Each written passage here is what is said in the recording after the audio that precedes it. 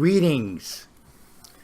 As we in the CCK 153 have posted on Facebook, the beginning of the 12th month, the beginning of the month of Adar, is generally a joyful time. But this year, we unfortunately begin this month in certain respects with with a very heavy heart, in mourning for the community there in Parkland, yes, Parkland in southern Florida. We're north of there in the central Florida area, but we often go to that part of the state, and we are all over the world. I'm sure there's a great deal of concern for Parkland and what has taken place there. So our thoughts and prayers are with that community, and also those of us who are alive today can purpose in our own lives to try to be as positive a force as we can be, as positive an example as we can be. And today, I do want to talk about a leader who was a very positive force in history and made a tremendous contribution to his nation and really to world history because of his positive example. I want to go to the book of Ephesians, the 2nd chapter and the 20th verse. And it talks about the church here, and it says that it having been built on the foundation of the apostles and prophets, Jesus Christ himself being the chief cornerstone.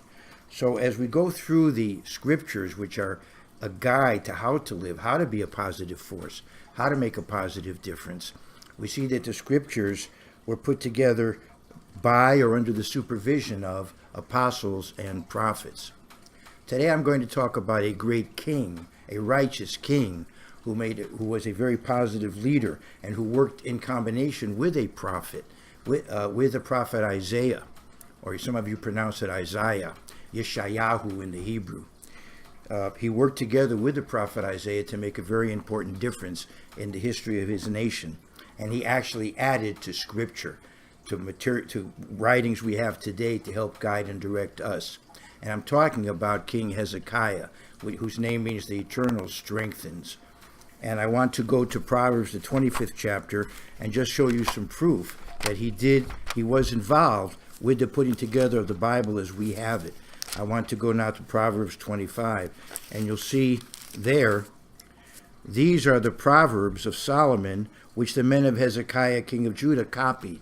So you see, Solomon had great words of wisdom, and yet they had not yet become part of the Bible until the time of Hezekiah. Proverbs 25:1 talks about the fact that the men of Hezekiah copied this material and put it in the Bible.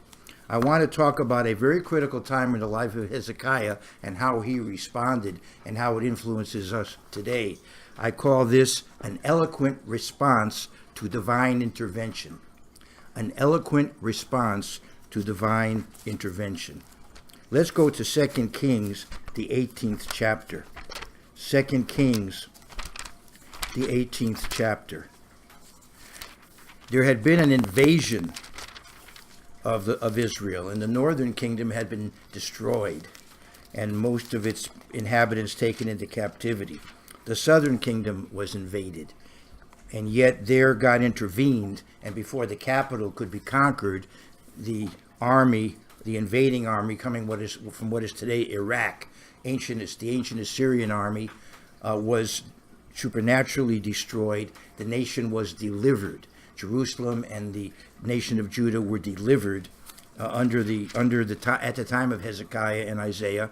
So there had been a tremendous, miraculous victory for the southern kingdom. At that time, the southern kingdom of Israel. The northern kingdom had been defeated. The southern kingdom had survived miraculously. And now we go to 2 Kings, the 18th chapter, and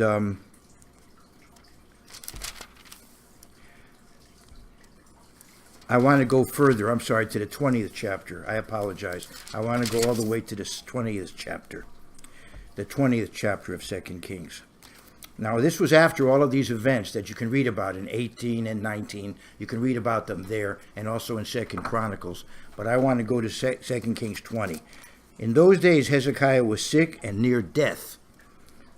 And Isaiah the prophet, the son of Amos, went to him and said to him, Thus says the Eternal, set your house in order, for you shall die and not live.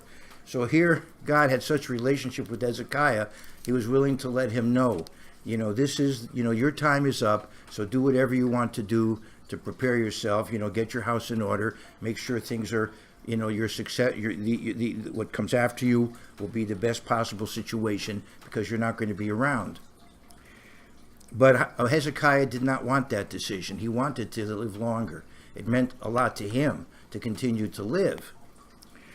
Then he turned his face toward the wall and prayed to the Eternal, saying, Remember now, O Eternal, I pray, how I have walked before you in truth and with a loyal heart, and have done what was good in your sight.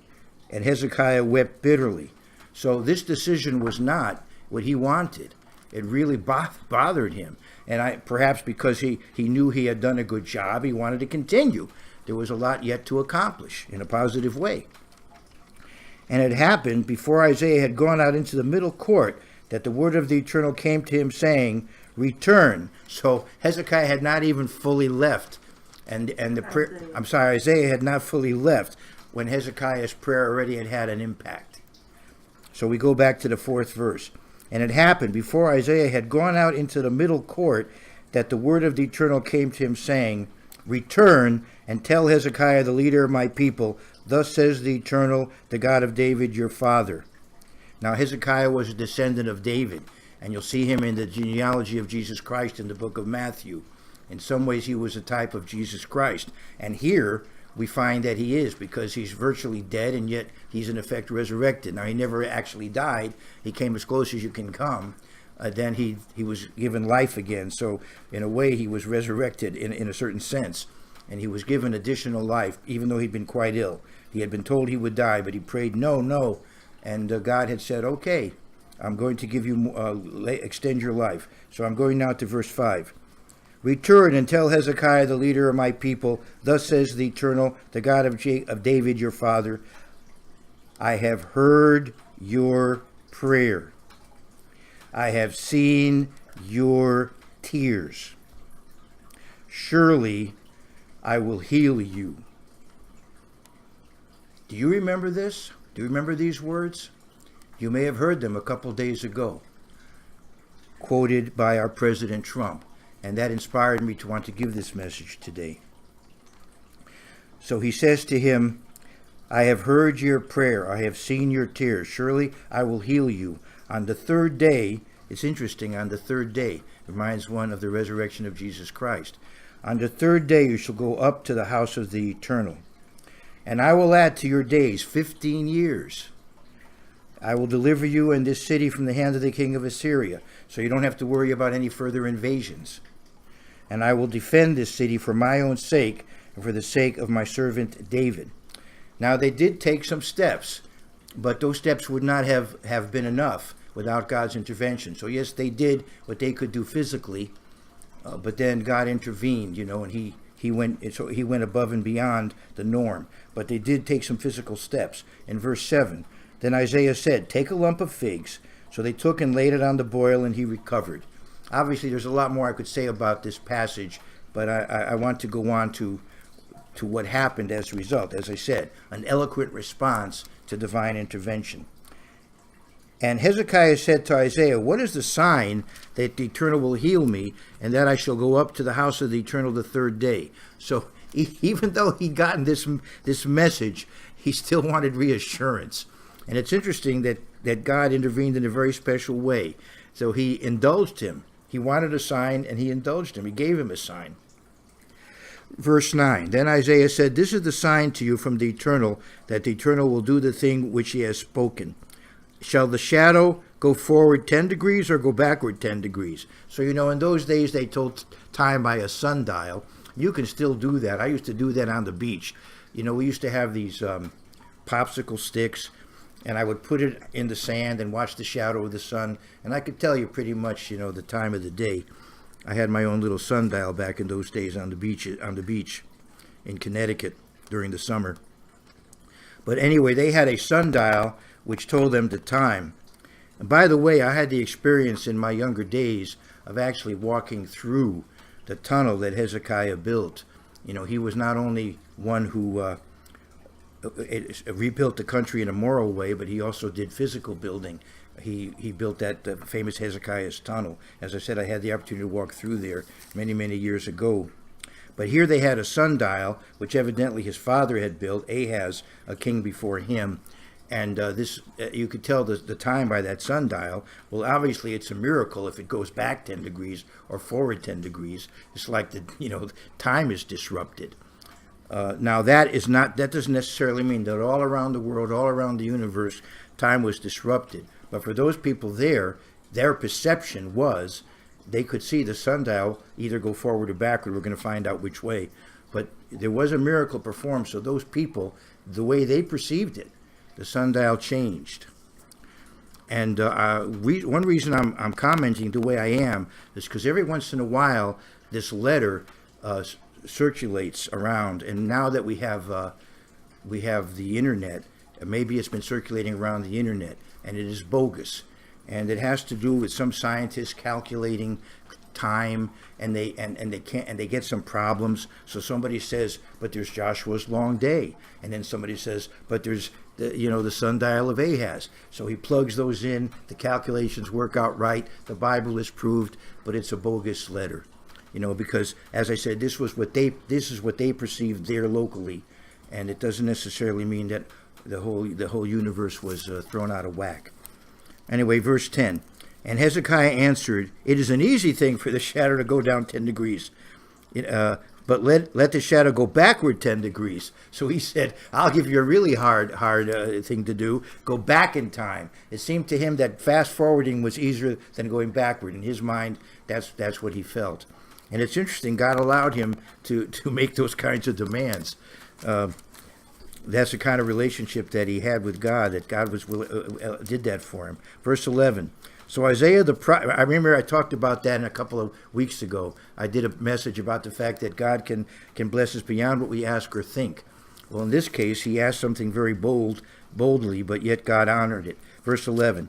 So Isaiah the prophet cried out to the Eternal, and he brought the shadow 10 degrees backward, by which it had gone down on the sundial of Ahaz. So here, not only did he miraculously heal him, he gave him a miraculous sign that he would be healed, and so now he knew he had 15 more years. So what did he do with it? Well, he had 15 more years. Now, this so inspired him that there was an eloquent response. That's what I'm getting to. Now, what I'm going to read is true. It's coming out of the Bible. How it got there is to some degree speculative. But I want to go now to Isaiah 38. That's not the speculation part. That's coming later. Let's go to Isaiah, the 38th chapter. Remember, Isaiah is the one who worked with Hezekiah. He was the one who prayed for Hezekiah. I just showed you that. And then I want to go now to the 38th chapter of Isaiah. And I want to go to the 9th verse, okay? Isaiah 38 and verse 9. This is the writing of Hezekiah, king of Judah, when he had been sick and had recovered from his sickness. Here's what he wrote. And it's now in our Bibles for us to read. I said, in the prime of my life, I shall go to the gates of Sheol. Sheol is the poetic word for the condition of the dead, the netherworld, the land of the dead, Hades in the Greek. I mean, Hades is not how you pronounce it in Greek, how you pronounce it in English. I said, in the prime of my life, I shall go to the gates of Sheol. I am deprived of the remainder of my years.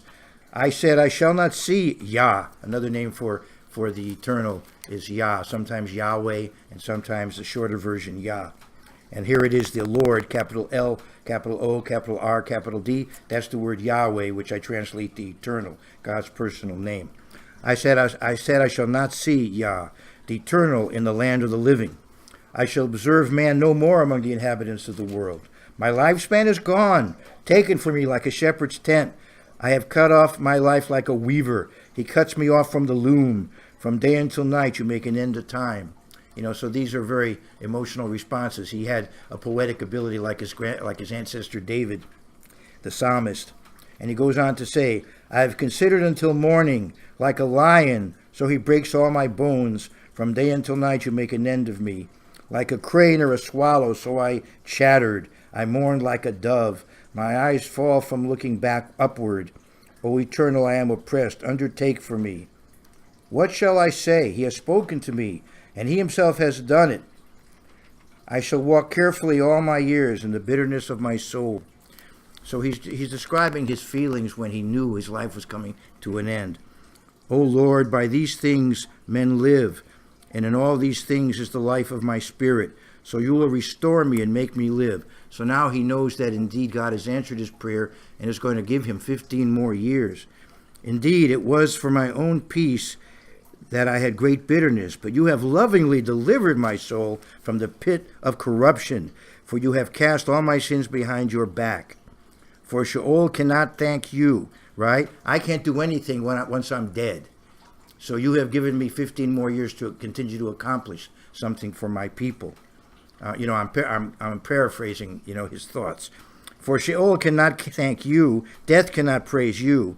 Those who go down to the pit cannot hope for your truth. The living man, he shall praise you, as I do this day. The Father shall make known your truth to the children.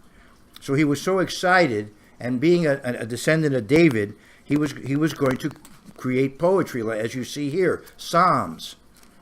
The Eternal was ready to save me. Therefore we will sing my songs with stringed instruments all the days of our life in the house of the Eternal. And so he actually added Psalms to the Bible, as we'll see in a moment. Now Isaiah had said, let them take a lump of figs and apply it as a poultice on the boil, and he shall recover. And Hezekiah had said, what is the sign that I shall go up to the house of the Eternal? And we read about that, what the sign was. We read about that in 2 Kings. You could also study about this in 2 Chronicles, the 32nd chapter. And so we have the songs of degrees. Remember, the miracle was that the sundial went back 10 degrees. And the miracle was that he was given 50 more years to live. This created for us a section of the Bible known as the Songs of Degrees. 50 or 15? Pardon me? 50 or 15? 15 Psalms. And they begin with the 120th. Now, as I said, it's speculation that this is the reason we have them. But what I'm going to read now is not going to be speculation. I'm going to read from some of these Psalms. But let me just say that they are meticulously organized. There is a great deal of design and pattern to the way these 15 Psalms are put together. And they have a great deal of significance in many ways. If you want to study them, I would recommend one source, an old commentary on the Bible written by Bullinger called the Companion Bible by Bullinger. He has a very nice section, an appendix to his commentary, covering in great detail these Psalms and how they're organized. So that would be a study you want to get into. If you have any reaction to it or any comments on it, you can send them on back to us. So we have these 15 Psalms, and they're divided up in two sections, and the middle one is a Song of Solomon. That Psalm of Solomon, that divides up the section into two sections of 7, with the Solomonic Psalm being in the middle. And on each side are 2 Psalms of David. That makes 5. So you have 15 Psalms, but 10 of them have no author. And those 10 are probably Psalms of Hezekiah. So you see, those 10 Psalms represent the 10 degrees of the sundial. The 15 Psalms altogether represent the 15 years added to his life. Are you with me? And so 5 of the Psalms have an author, 10 do not. Those 10 anonymous ones are likely Hezekiah's, and the other 5, two on each side are David's, and the middle one is a Psalm of Solomon. Now, there's a lot more I could say about the pattern and the design, but I'm going to go into 3 of them today, the first 3 Psalms, because these are in groups of 5, 3 Psalms in each group, groups of 5. And there's a message in each group. And the message is, number 1, the first Psalm is a Psalm of distress, a prayer for deliverance of distress. The second Psalm is relying on God to deliver you, deliverance from distress, and divine intervention and deliverance. And the third, blessing coming from Zion, blessing coming from the capital of God's nation, the place where the monarchy ruled, the place where the temple stood, and in the future, the future capital of the world. And of course, it also stands, spiritually speaking, for the church. As you know, Christians are looking forward to that new Jerusalem, that heavenly Jerusalem, which is called the mother of us all. So really, Zion, in a spiritual sense, is a type of the church. I want to go to Galatians, the 4th chapter, and show you that verse. Galatians 4 and verse 26. But the Jerusalem above is free, which is the mother of us all. So Jerusalem above liberates us. God's way of life actually liberates us, and ultimately we'll be free of pain, free of death, as you know, living immortally in the New Jerusalem. And so Jerusalem is a type of the divine community. And so we have, as I said, blessings coming from that New Jerusalem, and that's the third of the Psalms in these groups. As I said, there are 5 groups of 3 Psalms each. So hopefully you're with me until now. Now, before I go through these first 3, I wanted to go to Psalm 125 and show you how it ends. I'm going to go to the 5th verse of Psalm 125. There's a reason I'm doing this. As we say sometimes, there's a method to my madness. It's the reason why I'm doing this. Psalm 125 and verse 5. As for such as turn aside to their crooked ways, the Eternal shall lead them away with the workers of iniquity. So ultimately, evil will be dealt with and eliminated. And then it ends by saying, peace be upon Israel. Shalom al Yisrael. Peace be upon Israel. And then we have in Psalm 128, this is a very popular psalm in the Jewish community, and I want to read the 6th verse. Yes, well, let me read the 5th one. The Eternal will bless you out of Zion, and may you see the good of Jerusalem all the days of your life. Verse 6. Yes, may you see your children's children. Peace be upon Israel. Shalom al Yisrael. So, as I said, there's a spiritual meaning to this, because Christians, in a spiritual sense, are a spiritual Israel. They're the people of God in the spiritual sense. And I want to show you that in the book of Galatians. Galatians 6 and verse 16. Obviously, the Apostle Paul was steeped in the Scriptures and knew the verses that I'm reading to you now. And in Galatians 6 and verse 16, writing to a church that is largely Gentile, Greek-speaking church in Galatia, he says this in verse 16. And as many as walk, this is Galatians 6:16, and as many as walk according to this rule, peace and mercy be upon them and upon the Israel of God. So you see what he's saying? Shalom al Yisrael, but now he's saying peace upon the Israel of God. So he's talking now about the spiritual Israel under the new covenant. That doesn't negate God's promises to the nation of Israel, but it does expand them now to the new covenant, to a spiritual Israel. So now I want to go to Psalm 120, and I may only have time for 120 and 121 the way I'm going, but let's go to 120, the first of these 15. And I hope this background has helped get you more of a feeling for these verses. And I want to go to Psalm 120. And as I said, the first of these 3 in each of these groups is a prayer for deliverance and distress. So Psalm 120, a song of ascent. So all of these are songs of ascent. There are Shir HaMa'alot. The word in Hebrew is Ma'alah. The plural is Ma'alot. A song of ascents. Now I realize there's a lot of other meanings to these psalms, and they are psalms recited by pilgrims on their way to the festival, and they have a meaning in that regard. They're also prophetic. They look forward to the millennium, to the reign of Jesus Christ and the saints, and they have prophecies relating to that. So there's just a lot of depth here. So I would hope that you'll study all these 15 psalms through the course of the next number of days. Anyway, a song of ascents. In my distress I cried to the Eternal, and he heard me. Deliver my soul, O Eternal, from lying lips and from a deceitful tongue. So obviously we live in a world where there's a lot of evil. We need God's help to negotiate our way through all of these things, just being in the world. What shall be, but especially as we get towards the climax of human history, before the second coming of Christ, evil will increase, unfortunately. What shall be given to you, or what shall be done to you, O false tongue? Sharp arrows of the warrior with coals of the broom tree. So evidently the broom tree was used in those days as a source of fuel. Now let's go to verse 5. Woe is me that I dwell in Meshech, that I dwell among the tents of Kedar.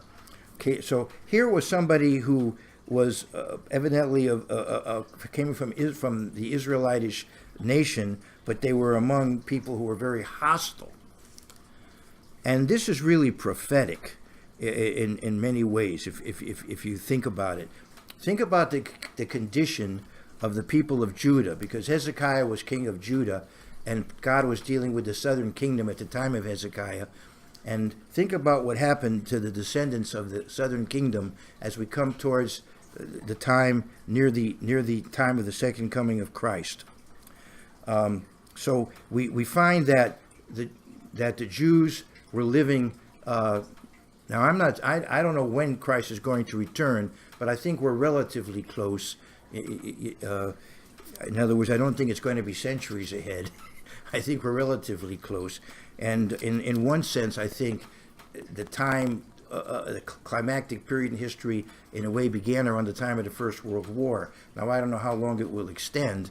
It's already gone beyond 100 years. But it seems like the world really dramatically changed with the coming of the First World War. And I think that even, for example, I'll give you the example of Walt Disney, because I live near Walt Disney World. When Walt Disney was growing up, I think he sensed that with the coming of the First World War, the world lost a certain innocence that it had, a certain optimism that it had about the future. And he has Main Street USA, which pictures America in the early years of the 20th century. And that was, in a way, an ideal time. We were making a lot of progress, and we didn't realize how negative things would eventually become. And so I think that if you look at even like Walt Disney, his ideal world was the America of more or less pre-World War I America. But in any case, around the time of the First World War, going back just a little bit before that, let's go back to like the 1880s, we find that the Jews were living far from their homeland for the most part, and they were living among, in many cases, hostile Gentile populations. Woe is me that I dwell in Meshech. That could represent Damascus. Many Jews were living in the Arab world among Muslims. And then also Meshech as Moscow. Many were living in part of the Russian Empire and were very seriously persecuted there. That I dwell among the tents of Kedar. That again refers to the area east of Israel, the Muslim world. And life was not the ideal, obviously, for them. And so they migrated in mass into nations that were particularly blessed by God. And I believe that those nations were actually nations descended from the lost tribes of the house of Israel. Particularly, they migrated to English-speaking nations, which I believe are the dominant ethnic group in these nations were descendants of the house of Joseph. And this was a fulfillment of prophecy. I'm going to go to Deuteronomy 33. And see what, in verse 7, you'll see the prophecy that Moses said about the children of Judah. Deuteronomy 33 and verse 7. And I'm going to restrain myself. A lot more I could say, but there's Deuteronomy 33 and verse 7. And he said of Judah, "Hear, Eternal, the voice of Judah, and bring him to his people." Oh, and bring him to his people. Let his hands be sufficient for him, and may you be a help against his enemies. So Judah was gathered together with other Jews in their ancestral homeland, the land of Israel. Today about half the Jews live there. And where do the other half live? Pretty much in the English-speaking world, in the nations of the birthright of Joseph. And then the next largest number in France, which I believe the dominant ethnic group there are descendants of Reuben. So that prophecy was fulfilled. Anyway, he says, "Woe is me that I dwell in Meshech, that I dwell among the tents of Kedar. My soul has dwelt too long with one who hates peace. I am for peace, but when I speak, they are for war." And this is the condition of the world which we will find before the coming of Jesus Christ, a world in conflict. Jesus Christ will come to end all of that. He will come to bring peace, prosperity, and true freedom to the world. And I really don't have time to go into any of these other Psalms. I've only read the first one. So maybe I've whetted your appetite to go through all 15 of them. I would really recommend that you do that. And I would recommend that you think about the Festival of Tabernacles when you read Psalm 129, which is the 10th one. Think about the 10th day of the 7th month, the Day of Atonement, which is a day of affliction, of fasting. And when you read the 14th Psalm of this group, which is Psalm 133, think about the day when you come to the festival site at the time of the Feast of Tabernacles and the wonderful reunion with family and brothers and sisters in Christ. And then when you come to the evening service, beginning of the Feast of Tabernacles, think about the 15th Psalm, 134, which talks about serving God by night. You'll see how it all ties in. So, but these are good Psalms to study in the winter as well. They're part of the 5th book of Psalms, which seasonally applies to this winter season. As we come to the end of the year, the 12th month of the sacred year, the ecclesiastical year, we also come to the 5th book of Psalms, the final book, and this is a very prominent section in that 5th book of Psalms. So let me recommend for your personal study these 15 Psalms, which our president was inspired to quote in response to the tragedy in Parkland, in southern Florida. And I know we've had others. And all around the world. It is a violent time. And we certainly pray for each other, for protection, for one another. And we pray for those who've had to deal with these situations. I also want to encourage you to pray for those who've dealt with natural catastrophes, with upset weather and natural disasters. Pray for Puerto Rico, which is still, I don't think, fully recovered from the problems that they've had there. I want to go now to the book of Galatians. As I read before, I want to read this one again, because this really ties in with these 15 Psalms that I've read, because these 15 Psalms talk about ultimate blessings that come from God, that come from the heavenly Jerusalem, and God's plan of salvation, which will ultimately include every human being who wants to be a part of it, who's willing to live God's way of life. Everyone will have that opportunity ultimately. And so let me go to Galatians 6:16 and read again what Paul says, and as I said, reflecting these 15 Psalms of the Shir HaMa'alot, the Song of Degrees, the 15 of them. I want to go to Galatians 6 and verse 16. And as many as walk according to this rule, peace and mercy be upon them and upon the Israel of God. So study these 15 songs of degrees, an eloquent response to divine intervention. All the best to you and yours.